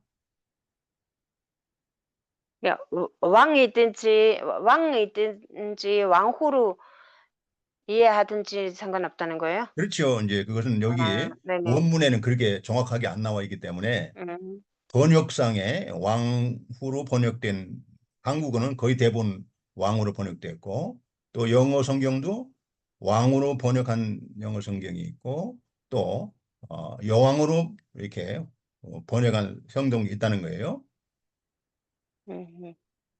Тэгээд яг их бичгээр бол яг Монгол Библиэтэйг адилхан түүнийг нүцгэлж гээд нөгөө эрэгтэй хүс юм уу эмэгтэй эм хүс юм уу гэдгийг мэддэхгүйгээр ингээд бичсэн байгаа. Юу англи библ дээрээ болохоор яг энд байгаа шиг түүнийг гэдгээр орчуулсан ч байгаа, хааныг гэдгээр ч орчуулсан байгаа, хааны хатан гэдгээр ч орчуулсан, хатан хаан гэдгээр ч орчуулсан одоо юм замбрааг бол олон янзаар орчуулсан байна. Солонгос библиэлд бол ихэнх тохиолдолд хатнаар орчуулсан, хааны хатан гэдгээр орчуулсан байдаг юм байна. 이제 개인적으로 생각은 이 본문을 좀 가만히 본문을 잘 살펴보면 왕후로 번역을 해도 본문을 우리가 이해하는데 뭐 아무런 문제가 없다는 것을 말씀드리고 싶습니다. Багшийн өөрийнх нь хувийн санал бол одоо энэ нөгөө контекст тийм ээ одоо нөгөө хам сэдвэр нь аваад үзэх юм бол одоо хааны хатан гэдгээр нь одоо ойлгож ойлгоход ч гэсэн гэмгүй маа. Энэ хам сэдв дотор бол тэгж ойлгоход их буруудах юм байхгүй гэж үзэж байгаа юм байна. 8절 봅시다. 8절. За цааш нь. 자, Тэгээд нөгөө 니느웨 түрүү хэлсэнчлээ хамгийн гол нь одоо нүцгэлж авч утсан гэдэг нь одоо хааныг нүцгэлж авч утсан гэхээс илүү хатныг нь ингээд нүцгэлээд авч утсан гэх юм бол илүү тэр улсад тийм ээ хаанд нь ч гэсэн илүү ичгүүртэй, гудамжигтай одоо тийм суйрлээсэн гэдгийг илэрхийлж байгаа гэдэг нь хамгийн гол point юм аа. За 8 дахь ишлэл. Хэдийгээр Нинве нь бүхий л өдрүүдийнхээ туршид усан цөөрөн мэт байсан боловч одоо тэд зогтож байна. Зогс гих боловч буцах хэн ч алгаа. 8절 읽었습니까? 8절? 네, 읽었습니다. 예, 8절부터 10절까지는 그 니느웨 사람들은 도망가고 재물은 노략을 당하는 그 장면을 기록하고 있습니다. За 8-аас 10 дугаар ишлэл болохоор нэг хэсэг болж байгаа тийм. Энд чинь одоо 2 дугаар хэсэг нь байна уу? Билээ. 자, За энэ 8절에 хэсэгт болохоор нөгөө Нинвечүүд зүхтааж одоод тэдний эд хөрөнгө нь олзлогдсон гэдэг тухайг болж байгаа. 여기 8절에 보시면 니느웨는 에로부터 물이 모인 목과 같다고 기록하고 있습니다. За энэ 8 дугаар ишлэл дээр харсан чинь Нинве нь бүхэл өдрүүдийнхээ туршид усан цөөрөн мэт байсан гэж байна. 왜 나오미 왜 이런 표현을 썼을까요? Нахум яагаад ингэж усан цөөрөн мэт байсан гэж дүрсэлсэн юм болоо? 여러분 모시죠. 큰 저수지 같은 경우는 여러 군데에서 이렇게 물이 흘러 들어와서 큰 강을 이루고 있는 저수지라고 하고 강이라고도 합니다. За усан цөөрөм гэдэг болохоор одоо нөгөө усыг ингээ хураагаад тийм ээ хадгалсан тэр усан юу гэмдэ юм тогтмол ус гэсэн үг шүү дээ тий та талаас одоо ингээд сувг шууд ухаад ч юм уу одоо тэр усыг ингээ хураасан хөрөмтлүүлсэн газар гэсэн үг. 이 큰 저수지가 여러 군데서 물이 흘러 들어와서 이게 모인 것처럼 당시에 아수르는 세계 최대의 그런 강대국이었고 부유한 나라였습니다. Тэр том усан цөөрөн байх тусмаа одоо тэр усны одоо орж ирж байгаа тэр сувг шуудун тэр хэмжээгээр олон байсан гэсэн үг. Тэгээд энэ тэндээс тий газраас тэр хүмүүс энэ Ассирт ирж цугласан тийм одоо хүчирхэг том гүрэн байсан, эзэнт гүрэн байсан гэдгийг нь илэрхийлэхийн тулд энэ усан цөөрмөр зөөрлсөн байна. 그래서 사방에서 물이 몰려드는 것처럼 사방 여러 나라에서 아수르, 니느웨로 이렇게 많이 사람들이 몰려왔다는 것입니다. Тэрэн цөөрмийн ус усыг ингээ хураахын тулд янз янзын одоо тэр юугаар сувгаар тийм ээ сувг шууд уусдаг гэсэн чүү борооны усыг одоо хураадаг гэсэн чүү эсвэл далан бариад тийм ээ гэх мэт янз янзын одоо тэр их ундрах бол юугаар их усүрээр ингэж усаа хураадаг. Тэгээд тэр цөврөм ингээд авцдагтай. Адилхан тухайн үеийн юу Ассири эзэнт гүрэн бол дэлхийн олон улс үндэстнүүдийг хурааж тий олзолж авчирсан тэгээд Ассирт одоо тийм олон улс үндэстнүүд оршиж амьдардаг байсан. Тийм хүчрхэг гүрэн байсан. 그런데 지금은 어떻습니까? 하나님이 심판할 때는 이렇게 많은 곳에서 몰려왔던 많은 사람들이 하나님이 심판을 할 때는 다 도망갔다는 것입니다. 흩어졌다는 것입니다. Тэгсэн одоо яасан гэж чинь тэр яг бурхны шийтгэл ирсэн чинь тэднэр нь зүхтааж одсон гэж байна. 그들이 도망할 때 그 장면이 여기에 기록되어 있습니다. 그들이 도망하면서 서라, 서라, 그리고 외쳤어도 아무도 돌아보지 않고 그저 도망가기에 바빴다는 것입니다. Тэд нарыг зүхтааж байхад нь тэр зүхтааж явах үеийнхэн дүр зургийг бас энд төрсөлсөн байна л да тийм ээ. Зогт гих боловч буцах хин ч алгаа гэж байна. Тэгээ тэд нар одоо тийм ухаан жолоогүй бүр тэгж зүхтацгааж байсан гэсэн үг. 그러니 우리가 이 세상이 이와 같습니다. 이 세상은 이게 나라가 잘 되고 부유하고 힘이 있을 때는 많은 사람들이 찾아와서 그 도움을 받으려고 이렇게 많은 사람이 찾아오지만 그 나라가 망할 때는 또 다 흩어지게 돼 있습니다. Ер нь энэ дэлхий гэдэг чинь тийм байдаг шүү дээ тийм ээ. Хэрвээ одоо аль нэгэн улс гүрэн хүчрэхэг байх юм бол баян чинэлэг байх юм бол бүгд л тэр улсад одоо дулдуудаж, дойлгонож, усардаж тэр улсад амьдрах гэж тэмүүлж тийшээ одоо юу яадаг. Тэр улсад одоо наалдж байдаг гэх юм уу да. Гэтэл тэр улс одоо султанд оройтоод одоо юу гэдгийг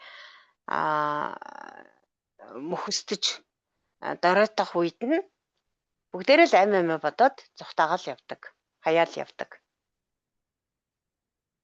아수르가 자랑하던 그 니느웨의 도성이 이렇게 비참하게 망할 줄을 사람의 지혜를 가지고는 알 수가 없었어요. Тэр Ассирчүүдийн бахархал, сайрхал нь болж байсан тэр хүчрэхэг тий бат бэх хинж халдаж чадшгүй гэж үздэг байсан.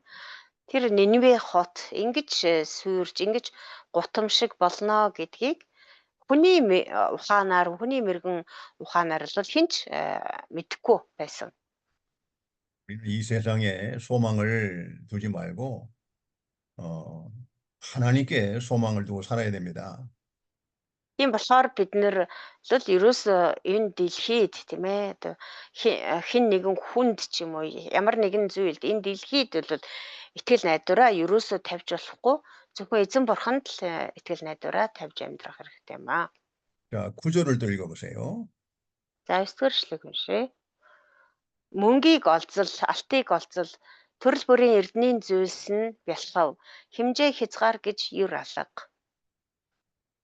여기 9절에 보시면 니느웨 도성에 쌓여 있는 감춰진 금은 보화들이 다 약탈당하는 장면이 나옵니다.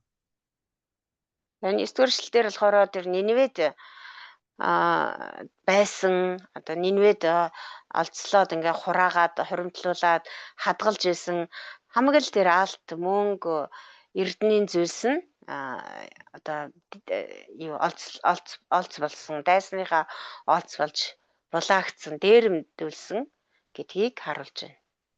이와 같이 니느웨 성에 감춰졌던 쌓여있던 금과 은과 보석들이 약탈당하는 것은 하나님의 명령대로 이루어지고 있다는 것입니다. Тэр энэ бүхэн одоо Нинвед байсан тэр алт мөнгө янз бүрийн эрдэнийн зүйлс юу гэдгийг тэр үнэтэй цайтай хамаг юм нь ингэж дайсны олц болно гэдэг бол угаасаа л бурхны шийдснээр л болж байгаа хэрэг юм. 니누의 성에 이렇게 금은 보화가 많이 쌓여 있는 것은 그 아수르가 그 여러 나라를 약탈해서 다 탈취해온 그러한 재물들입니다.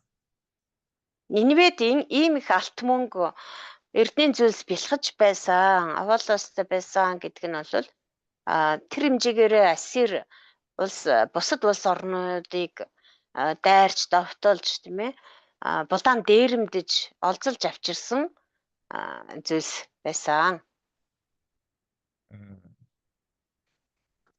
그러나 하나님께서는 그 모든 쌓아놓은 그 금은 보화를 이제는 원수들에게 다 약탈을 당할 것이라고 이렇게 분명하게 나옴을 통해서 예언하고 있습니다. Харин одоо бол бурхан тэр бүх хураач хоримтлуулсан эд баялагийг нь дайснуудаар нь дамжуулан булааж авах болно. Дайсных нь олз болгоно гэдгийг нахумаар дамжуулан иш үзүүлж хэлсэн байна. 9절에 보시면 그 저축한 것이 무한하고 얼마나 많은 금은 보화를 쌓아놓았는지 무한하다고 했습니다. Тэгэд бас 9-ийн төгсгөлд нь харах юм бол химжээ хязгаар гэж юу алхаа гэж байна. Тэгээ тэр нөгөө хураач хоримтлуулсан алт мөнгө эрдэнийн зүйлс нь бүр тоолж баршгүй, химжиж баршгүй асар их байсан гэж байна. 아름다운 가구가 풍부하다고 했습니다. Төрөл бүрийн эрдэнийн зүйлс нь бялхаж байсан гэж байгаа. 이거는 많은 나라를 약탈하면서 침략하면서 그들이 갖고 있던 아주 그 귀한 그런 가구들을 다 약탈해 온 것입니다. Тэгээд Ассир одоо тэр хэмжээгээр өнгөрсөн хугацаанд асар олон тэр улс үндэстнүүд рүү дайрч довтолж өөрийн харьяа болгож тий өөрийн одоо хараат улс болгож тэднээс тэгээд булааж авсан, олзолж авсан, дээрэмдэж авсан зүйлс нь байна. 우리가 이 말씀을 우리가 생각해 보면 사람이 아무리 많은 그 금은 보화를 쌓아놔도 그건 내 것이 아닙니다. 그건 내 것이 아니에요. Эндээс харахад хүн гэж одоо хичнээн их зүйл хурааж хоримтлуулсан байлаач гэсэн тэр нь бол яг өөрийнх нь биш гэдэг юм аа. 그건 하나님이 허락하지 않으면 절대로 내가 사용할 수가 없는 겁니다. Тэр бол бурхан л хэрвээ зөвшөөрөхгүй бол бид нэр тэр бүхнийг одоо эзэмших тийм ээ одоо захиран зарцуулах эрх байхгүй биднэрт. 그 하나님이 아수르를 하나님이 이렇게 몽둥이로 그렇게 사용하신 적이 있었습니다. Яг нэгэн үе бол бурхан Ассирийг өөрийнхөө бороохоо шийдэм одоо саваа болгон ашиглаж байсан цаг үе бий. 그 하나님을 대적하던 나라들을 하나님이 심판하기 위해서 하나님이 아수르를 일으켜서 몽둥이로 사용한 적이 있습니다. Бурханыг эсэргүүцч бурханы эсрэг тэрсэлж байсан улс үндэстнүүдийг шийтгэхийн тулд бурхан Ассирийг өөрийнхөө саваа болгон ашиглаж байсан. 이 아수르가 그 하나님이 자기들에게 맡긴 그 사명을 잊어버리고 탈취하는 데만 욕심을 낸 겁니다. Тэгсэн нөгөө Ассир болохоор бурхан өөрсдийг нь одоо ашиглаж байгаа тэр зорилгыг умартаад тэр зорилгыг одоо ойлгож мэдэхгүйгээр зөвхөн л одоо олзолж тий булаан дээрэмдэхэд одоо хамаг анхаарлаа зориулсан. 하나님께서 악한 나라를 징벌하기 위해서 하나님이 아수르를 들어서 사용을 하셨는데 아수르가 그 하나님이 공의의 어떤 심판에 대해서 그걸 잊어버리고 이 탈취, 다른 나라의 그 재물이나 또 다른 나라의 어떤 물건을 욕심을 내 가지고 이 탈취하는데 이렇게 전력했다는 것입니다. Бурхан өөрсдийг нь өөрийнхөө саваа болгож ашиглаж байгаа. Энэ бурхны одоо шудрах шүүлтийн саваа нь болж байгаа гэдгийгээ Ассир ерөөс ойлгохгүй. Бүр тэр бурхны санаа зорилгоос бүр хитрээд даваад зөвхөн өөрсдийнхөө тэр шунлыг гүйцээх гэж тэр шунлаа дүүргэх тэр олдсонд шунаж тийм ээ. Бусдын тэр өнгөтэй үдтэй сайн сайхан болгоныг нь булаан дээрэмдэхэд л одоо хамаг анхаарал нь сонирхол нь хандаж байсан. 그러니 아수르가 결국은 그 재물 어떤 금은 보화에 욕심을 가지고 그것을 많이 약탈해서 자기 나라에 쌓아놓은 거예요. 그러나 하나님이 심판할 때 하나도 사용하지 못하고 다 다시 약탈을 당한 겁니다. Тэгээд тэд нэр хамаг л тэр харийн улсуудын тэр алт мөнгө үнэт зүйлс эрдэнийн зүйлс юу гэдгийг бүгдийг ингэж булаан дээрэмдэж өөрсдийн нутагт ингэж олзолж авчирсан байна. Гэхдээ эргээд бурхан өөрсдийг нь яг шийтгэх болоход бол тэр хурааж хуримтлуулсан алт мөнгө үнэт зүйлс эрдэнийн зүйлс нь нэгэн ч тус болоогүй. Нэгийг ч авч чадалгүйгээр тэд нар сүрсэн байгаа. 하나님의 일을 하는데 특별히 우리가 주의할 것은 세상의 물질, 재물에 우리가 미혹을 받으면 안 됩니다. Бид нар ч гэсэн бурхны ажлыг хийж байх явцдаа онцгойлон анхаарах, сэрэмжлэх ёстой зүйл бол бид нар ерөөсөө эд юмсад тийм материаллык юмсад бид нар ерөөсөө өргөтүүлж болохгүй маа. 그 탐심은 우상숭배라고 분명히 사도 바울이 이렇게 말씀을 전했습니다. 탐심은 우상숭배다. Тэгэд Библиэр хэлсэн байдаг шунал гэдэг бол шүтэн шүтгэхтэй адил юм аа гэж. 우리가 이 하나님의 일을 하는데 마귀가 우리를 여러 가지 세상의 물질, 재물, 또 명예, 영광 이런 걸로 우리를 미혹합니다. Бид нэр бурхны ажлыг хийж явах зур сатан чөтгөр бол бид нарыг янз бүрээр тийм ээ одоо материалын зүйлсээр эд баялагаар алдар нэрээр эсвэл одоо сүр жавхлангаар тийм ээ ингэж бид нарыг уруу татдаг, мэхэлдэг. 그래서 예수님도 제자들에게 이렇게 말을 했죠. 재물과 하나님을 겸하여 섬길 수 없다고 했어요. Тиймээс Есүс ч гэсэн шам нартаа анхааруулж хэлсэн байдаг. Эзэн бурхан ба эд баялаг хоёрт зэрэг үйлчилж чадахгүй гэж. 우리는 하나님의 일을 할 때에 하나님께서 주시는 대로 하나님이 공급해 주시는 대로 우리가 거기에 만족을 하고 우리가 하나님의 일에 충성해야 됩니다. Тэгэхээр бид нэр бурхны ажлыг хийж явах явцдаа бурхан одоо хэр ихийг өгнө яг л тэр хэмжээгээрээ бурхны зөвшөөрсөн ихэр хэмжээнд тэгээ түүндээ сэтгэл хангалуун амьдрах ёстой бурхны ажлыг ч гэсэн тийхүү хийх ёстой юм аа. 10절을 읽어주세요. 10절. За 10 дугаар ишлэгийг уншъя. Суйрал хоосрал бас суйрал авши юу суйрал хоосрал бас үгээрэл зүрхнүүд хайлж өвдөгнүүд чичирч байна. Өвчин бүх биеэр тархаж бүх нүүр зэвхий цайжээ.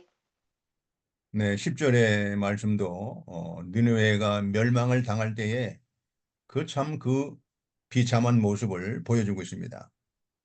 Энэ 10 дугаар эшлэлч гэсэн мөн адилхан Нинвэ сүрэх үед ямар одоо аимшигтай, утамшигтай, эмгэнэлтэй байх вэ гэдгийг бас дүрслэж хэлсэн байна. 아수르가 이 고대의 강국이었고 또 그 군대는 모두 용감한 용사들이었지만 이제는 하나님의 심판으로 그들이 낙담하며 무릎이 떨리며 허리가 아프고 얼굴이 빛이 잊어버리게 됐다고 했습니다. Асир бол эртний хүч яалтчгүй хүчрэг гүрнүүдийн нэг байсан. Тэр маш хүчрэхэг, зоригтой, хүчтэй тийм зэрэг айрамтай байсан. Гэтэл одоо бурхны тэр шийтгэл ирэх үед бол тэд нэр сэтгэлээр унаж, цөөхөрч, хоосорч, тэдний зүрх нь хайлж, өвдөгнүүд нь жижирч, бүх биеэр нь өвчин тархаж, нүүр царай нь зэвхий цайсан гэж байна. 이것을 통해서 우리가 다시 교훈을 받을 수 있는 것은 인간은 그 하나님 앞에서 그 하나님이 주신 그 힘이나 권세나 그 물질을 올바르게 사용해야 된다는 것입니다. Тэгэхээр эндээс ч гэсэн бид нар ямар сургамжийг авч болох вэ гэхээр хүн гэдэг бол бурхнаас зөвшөөрөгдсөн эд баялаг, бурхнаас зөвшөөрөгдсөн эрх мэдэл, бурхнаас зөвшөөрөгдсөн тэр хэр хэмжээнд л сэтгэл хангалуун амьдрах ёстой маа гэдгийг хэлж байгаа. 아수르의 멸망은 하나님이 주신 그 힘과 그 여러 가지 권세를 자기들이 욕심을 위해서 사용하다가 결국은 이렇게 멸망을 당한 것입니다. Нинвегийн Асирийн сүрэл бол одоо нэгсэндээ юунаас болсон бэ гэхээр бурхны өгсөн тэр хүч чадал, тэр эрх мэдлийг бурхны төлөө зөв ашиглаагүй. Өөрсдийнхөө шунлыг дүүрэхийн тулд л ашиглаж исэн учраас ингэж сүрэхэд хүрсэн. 이건 역사적으로 우리가 배울 수 있는 교훈이죠. 이렇게 Энэ бол 예, бидний одоо авч болох түүхэн сургамж байгаамаа. 사람의 욕심은 뭐 한도 끝도 없습니다. Хүний шунал гэдэг бол ерөөсөө хязгаар байдаггүй. 그 영토에 대한 욕심, Газар нутгийн шунал байна. 그 다음에 어떤 재물에 대한 욕심, Эд баялагын шунал байна. 또 권세에 대한 욕심, Эрх мэдлийн шунал байна. 이런 건 뭐 끝이 없어요. 절제가 안 되는 것입니다. Гэт яриад авах юм бол ерөөсөө тэр шунал бол ерөөсөө хязгаар байхгүй. Хизээч тэр шунхаа болохгүй. 결국은 이제 때가 되면 하나님이 심판을 받아서 다 없어지는 거예요. Тэгээ цаг нь болоход бурхны шийтгэлийг хүртээд тэр бүхэн шунаж исэн бүхэн үгүй болно. 자, 세 번째 대지입니다. 3 дугаар хэсэг. 예, 니느웨 성의 강한 자들을 하나님이 멸하신다는 것입니다. 3 дугаар хэсэг нь болохоор Нинвегийн хүчтнүүдийг бурхан устгана гэсэн агуулгатай байгаа. 예, 강하고 교만한 자들을 하나님이 다 멸하신다는 거죠. Хүчтэй бардам хүмүүсийг бурхан бүгдийг устгана. 11절 11 дээр хэвчтэл 읽어보 11절. тэнд арслангуудын нүх, эдэр арслангуудын хооллох газар байсан. Тэнд арслан үеиг мирааж тэднийг хинч үргэн цочоодөггүй байсан. 12절도 읽어보세요. 12-ыг бас уншъя. Агуйнуудаа арслан олзоор дүүргэж, гүйгүүддээ ариун эхийг урж тасчин, эрслэнгүүддээ идүүлэхээр эхийг алж, нүхнүүдээ сэг зэмээр дүүргдэг байсан. 여기는 이 사자들의 이름이 이렇게 여러 번 이렇게 언급되고 있습니다. За энд нэлээд олон удаа энэ арслангуудыг нэрлсэн байна тийм ээ. Арслан, эрслэн, гүйг гэх мэтчлэн 여기서 удаа 사자는 누구를 가리키냐면은 아수르의 왕과 그 방백과 그 용감한 군대 장관들을 가리킵니다. за тэгэхээр энэ арслан, эрслэн, гүйг гэдэг энэ арслангууд юуг илэрхийлж байгаа гэхээр Ассирийн тэр хаан эрх мэдлнүүд, удирдагч нар, жанжнууд тэгээд цэргийн удирдагч нарыг хэлж байгаа. 그들이 사자와 같이 아주 강하고 잔인해서 여러 나라들을 침략해서 많은 물질과 보물을 약탈한다는 것입니다. Тэдгээр хүмүүс болохоор одоо маш хүчрэх тэгээд бас юм харгас хэрцгий бардам хүмүүсээс л тэгээд тэр хүчээрээ олон улс орнуудыг дайрч довтолж тэднийг одоо арслан мэт тасчиж эд баялагийг нь олзолдог байсан. 아수르의 그 왕들과 군대 장관들이 다른 나라를 침략해서 뺏어온 그 많은 그 보물과 재물들을 은밀한 곳에 감춰놨습니다. Тэгээд тэр Ассирийн хаад болон цэргийн жанжнууд нь олон улсынцнуудыг дайллаар мордож тэндээс олзолж авчирсан зүйлсээ тий нууц далд газар ингэж хураадаг байсан. 12절에 보시면 그것은 마치 사자가 그 움킨 것을 굴 속에 채워 둔과 같다고 했습니다. 12 дугаар ишлэлээс харах юм бол энийг юугаар зүйрлсэн байна гэхээр арслан агуйнуудаа олзоор дүүргэж нөхнүүдээ сэг зэмээр дүүргдэг байсан гэдэг яг түүнтэй зүйрлэж хэлсэн байна. 그 숫사자와 암사자가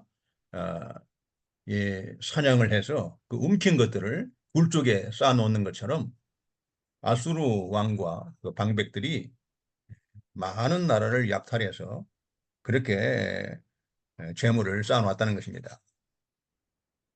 Тэгээ арслан болон эрслэнгүүд гүйгүүдээ хооллохын тулд тэгээ олз барьж ирээд тэгээ тэр олзоо тэр агуундаа нүхэндээ хураадаг дүүргдэг байсантай адилхан Ассирийн хаад болон жанжнууд нь олон улс орнуудыг дайрч довтолж тэндээс ол зомгоо хурааж авчираад тэгээд өөрийнхөө улсад хураадаг байсан гэсэн үг. 그 모든 쌓아놓은 것들이 바벨론 군대에 의해서 다 다시 약탈을 당한다고 분명히 이렇게 기록되어 있습니다. Гэвч одоо тэр Бабилоны цэргүүдийн довтлохоноос болоод тэр хурааж хуримтлуулсан бүхэн нь Бабилоны цэргүүдийн дайсных нь олц болно гэж хэлсэн байна. 13절을 읽어주세요. За 13. Харагтун би чиний эсрэг байна гэж түг түмдийг эзэн тунхаглаж байна. Би утаан дунд цэрэгнүүдийг чинь шатааж чиний залуу арслангуудыг илт залгинаа. Би чиний олзыг газраас тасалж чиний элч нарын дуу цаашид сонсогдохгүй. 자, 이 아수르가 하나님의 대적이 됐다는 것입니다.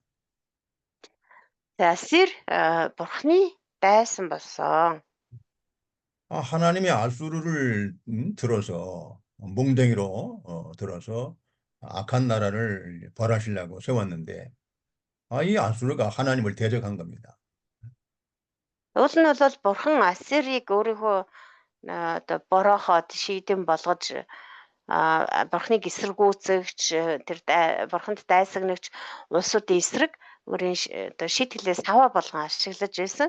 Гэтэл тэр Ассир нь эргээд одоо бурхны эсрэг дайсанд болж хувирсан байна. 그들이 힘이 강해지고 여러 나라를 이렇게 약탈하면서 자기들이 권세가 강해지니까 내가 하나님이다 하면서 아수르 왕이 교만에 빠진 겁니다. Ясир одоо улам хүчрэхэг болж тэр олон улс орнуудаас дээрэмдэж булааж авчирсан тэр одоо хүн хүч байдаг юм уу, эд баялаг байдаг юм уу? Тэрэндээ одоо улс орн нь улам бэхжиж томорж хүчрэхэг болох зэрэгцээ Ассирийн хаан бардам болж эхэлсэн. Тэгээд бүр өөрөө эцэст нь тэр бурхан чинь би байна гэж өөрийгөө одоо ингэж төвийлгэж өргөмжилдөг болсон байна. 우리가 여기서 또 한 가지 교훈을 배울 것이 이 멸망으로 가는 길이 바로 이 교만, 이 교만은 바로 멸망으로 가는 지름길이라는 겁니다. Гэтэ эндээс бид нар энэ одоо сургамж авах ёстой зүйл нь бол бардам зан гэдэг бол угаасаа суйрлын эхлэл байдаг аа. 자, Бардамнаас 역사적으로 эхэлэх юм бол одоо суйрл рүүгээ явж гин гэсэн үг гэсэн.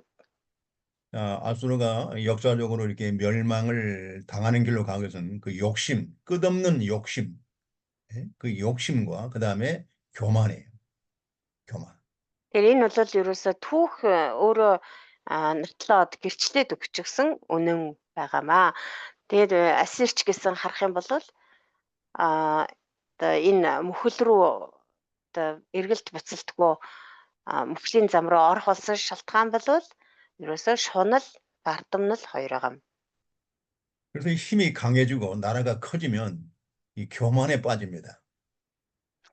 Ингээд улам хүчрэхэг болж улс орн нь томрох тусам маш амархан бардам занд маш амархан автдаг.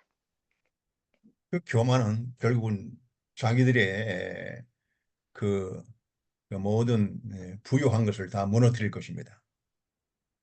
Тэгээд өөрсдийнх нь одоо тэр элбэг баян одоо элбэг дүүрэн тэр байдлыг элбэг хангалуун байдлыг эцээц тэр бардамнал нь унгаадаг суйрлдаг байх нэ.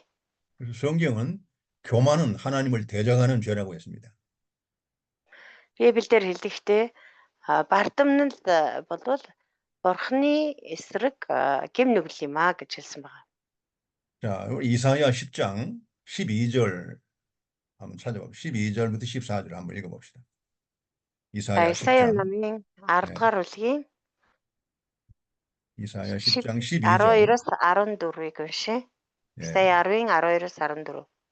Сион уул болон Иерусалимд эзэн бүх ажлаа дуусгамагц Ассирийн хааны омог бардам зүрхнийх нь үржимсийг болон ихэмсэг байдлынх нь сүрж авахыг би шийтгэнэ. Учир нь тэр би гарынхаа хүч мэрэгэн ухаанаараа үүнийг хийлээ. Яагад гэвэл би ухаантай. Би ард түмний хил хязгаарыг шилжүүлэн эд баялагийг нь дээрэмдэн синтет залрагч хүчтнүүдийг нь түлхэн унгаав. Шууны үүр мэт ард түмний эд баялагт гар минь хүрлээ. Орхигдсон өндгийг цуглуулах адил би бүх газрыг цуглуулan авлаа. Тэнд жигүүрээ дивж хошуугаа нээн жиргэх хэн ч алга гэлээ. 자, 우리가 이 본문을 보면은 참 아수르 왕이 얼마나 그 교만에 빠져 있습니까? Эндээс харах юм бол Ассирийн хаан ямар их тийм бардам болсон байсан бэ гэдгийг харж байна. 자, 12절 끝머리에 아수르 왕의 완악한 마음의 열매와 높은 눈의 자랑을 벌하신다고 했어요. 12 дугаар ишлэлд тийм ээ Ассирийн хааны омог бардам зүрхнийх нь үр жимсийг болон ихэмсэг байдлынх нь сүрж авахыг би шийтгэнэ гэсэн байна. 자, 여기서 아수르의 그 죄악이 드러나는데 바로 욕심, 끝없는 그 욕심, 그 욕심과 그 다음에 교만, 자랑 이런 것 때문에 하나님을 대적하다가 결국은 멸망을 초래한 것입니다. Эндээс харах юм бол Ассирийн хаан тий одоо ямар одоо их тийм бардам болсон гэдг нь харагдаж байна. Тэгээд тэр Ассирийн хааны тэр бардам зан бурхны эсрэг тэрсэлж байгаа тэр тэрслэг байдал бас тэр шунал ямар их болсон бэ гэдгийг харж болно. Тэгээд энэ бүхний энэ нь бол нэгэсэндээ бурханд тэрсэлж байгаа хэрэг юм аа. Тийм учраас бурхан үүнийхэн төлөө шийтгэнэ гэж хэлж байна. 그래서 이 욕심이 죄를 낳고 죄가 장성하면 사망을 낳는다는 이 하나님의 말씀이 참 불변의 진리입니다. За тэгээд бурхан хэлсэн байдаг тий. Нүглэн жирэмсэлж биш ээ юу лээ. Шунлан жирэмсэлж нүглийг төрүүлж нүглэн биш ээ. Шунлан нүглийг төрүүлж нүглэн жирэмсэлснээрээ үхэл төрөгдгөө гэсэн. Энэ үг бол үнэхээр мөнхийн үнэн юм аа. Үнэн үг юм аа гэдгийг эндээс харж боллоо. 자, 잠언 18장 12절을 보시고 마치도록 하겠습니다. За сургаалт төгс 18-ын 18 12절. 12 дугаар эшлэлийг уншаад өнөөдрийн хичээлээ өндөрлөе. Сүрлийн өмнө ихэмсэг зүрх явж алдрын өмнө даруу зан алхдаг. 우리는 이 말씀에 항상 귀를 기울여야 합니다. Бид нар энэ үгэнд үргэлж анхааралтай энэ үгийг үргэлж зүрхэндээ хадгалж явах хэрэгтэй. 사람의 마음의 교만은 멸망의 선봉이요 겸손은 존귀의 앞잡이니라. Сүрлийн өмнө ихэмсэг зүрх явдаг, алдрын өмнө даруу зан алхдаг. 우리 하나님의 일꾼들에게 항상 요구되는 게 덕목이 겸손입니다. 겸손. Тэгэхээр бурхны ажилчин биднэрт бол биднээс үргэлж шаарддаг зүйл бол даруу байдал юм. 우리 주님의 성품이 바로 온유와 겸손입니다. Бидний эзний зан чанарч гэсэн дүлгөөн бөгөөд даруу зүрх байдаг шүү дээ. 겸손하면 존귀한 사람의 앞잡이라고 했어요. 겸손. Тэгээд даруу зан бол алдрын өмнө алхдаг гэж энд хэлсэн байна тийм. 기도하겠습니다. За залбирцгаая. 거룩하신 아버지 하나님 감사합니다. 아름 бурхан минь энд баярлалаа. 우리는 지금 나오므를 통해서 아수르에 멸망당하는 그 생생한 그 모습들을 성경을 통해서 이렇게 깨닫게 됩니다. Өнөөдөр Нахум номоор дамжуулан бид нар Ассирийн тэр мөхсөн ямар эмгэнэлтэйгээр гутамшигтайгаар мөхсөн бэ гэдгийг бид нар суралцлаа. 그들이 멸망당하는 원인은 하나님의 명령을 저버리고 끝없는 욕심과 교만과 자랑으로 그들이 결국은 하나님의 심판을 받아서 멸망을 당했습니다. Бидний сүрсэн шалтгаан нь хэмжээ хязгааргүй шунал болон Бурхны эсрэг тэрсэлсэн бардам зам байсан. Түүнийхээ улмаас Бурхны шитгэлийг амсаж сүрсэн гэдгийг бид нар суралцлаа. 겸손은 존귀의 앞잡이라고 했습니다. Даруу зан алдрын өмнө алхдаг гэж таасан. 우리 모두 하나님의 일꾼들이 항상 그리스도 안에서 온유와 겸손한 자세로 하나님의 은혜와 하나님의 능력을 가지고 우리가 하나님의 일을 잘 감당할 수 있도록 도와주시옵소서. Бурхны ажилтан болсон бид нар үргэлж даруу бөгөөд дүлгөөн зүрх сэтгэлээр Бурхан таны нэгүсэл ба хүч чадлаар таны ажлыг хийж таныг алдаршуулдаг байхад тайлбарлаарай. 예수님의 이름으로 기도드리옵나이다. Есүсийн нэрээр залбирanгуйж байна. 아멘.